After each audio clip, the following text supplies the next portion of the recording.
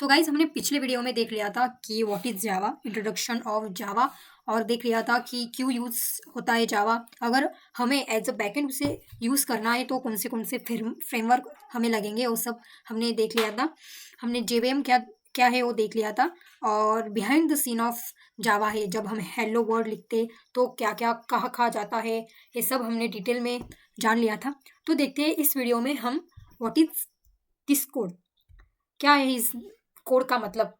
इससे पहले हम जान लेते हैं कि what is class and what is function. ठीक है, तो क्लास होता है बंच ऑफ फंक्शन, और फंक्शन क्या होता है, फंक्शन हो हम तब यूज करते हैं जब हमें मल्टीपल टाइम उसे रन करवाना हो।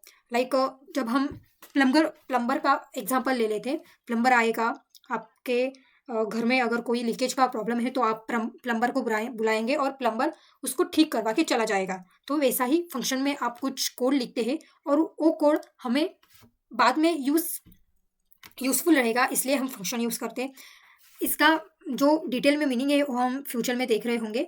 और क्लासेस इसी तरह के फंक्शन को स्टोर करने के लिए यूज होता है, मतलब क्लासेस में इसी तरह के फंक्शंस हम लिखते हैं। यहाँ पे हम जान लेते हैं कि यहाँ पे हम क्लास और हेलो नाम की क्लास बनाई है, क्योंकि हमारा फाइल का नाम जो है वो हेलो है। जावा में ये होता है कि जो हम फाइल का नाम दे रहे हैं वही हमें क्लास का नाम ऑटोमेटिकली आ जाता है। अगर नहीं दिया तो प्रॉब्लम हो सकती है वहाँ। और यहाँ पे मेन नाम का एक फंक्शन हमने तैयार किया है।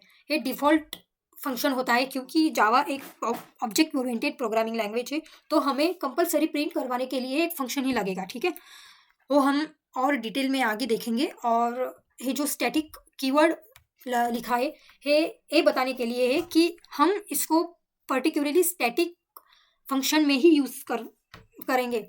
ये अदर फंक्शन में यूज़ नहीं किया जा सकता, मतलब। और मेन इसका नेमिंग हमने दे दिया है। ठीक है, तो इस वीडियो में मतलब मैंने क्लास और फंक्शन के बारे में ये सीखा, तो और सीखा नेमिंग कन्वेंशन के बारे में। जावा में दो तरीके के नेमिंग कन्वेंशन, मतलब नेमिंग के रूल हम यूज़ करते हैं। एक होती है पास्कल नेमिंग कन्वेंशन और एक होती है कैमल केस कन्वेंशन। मैं यहाँ पे आपको बता देती हूँ।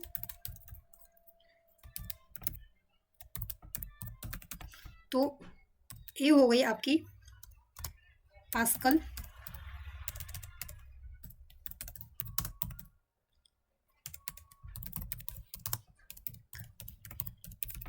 ये हो गई आपकी पास्कल नेमिंग कन्वेंशन जो हम यूज करते हैं for classes, and this is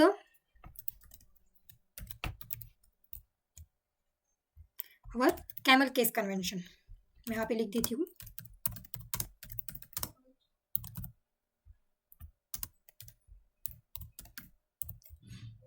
मैं यहाँ पे ये जो कैमल केस नेमिंग कन्वेंशन है हम फॉर फंक्शन के लिए यूज़ करते हैं। ठीक है, यहाँ पे मैं आपको एक चीज़ बताना भूल गई कि ये जो स्टैटिक कीवर्ड हम यूज़ करते हैं इसका एक और यूज़ है कि हमको ऑब्जेक्ट बनाना पड़ता है जब हम स्टैटिक कीवर्ड नहीं लिखते। और जब हमने स्टैटिक कीवर्ड लिखा है तो हमें एक ऑब्जेक्ट बनाने की कोई ज़रूरत नहीं है। तो मैंने आज ये सीखा, तो आपने क्या सीखा है कमेंट बॉक्स में ज़रूर लिखिएगा।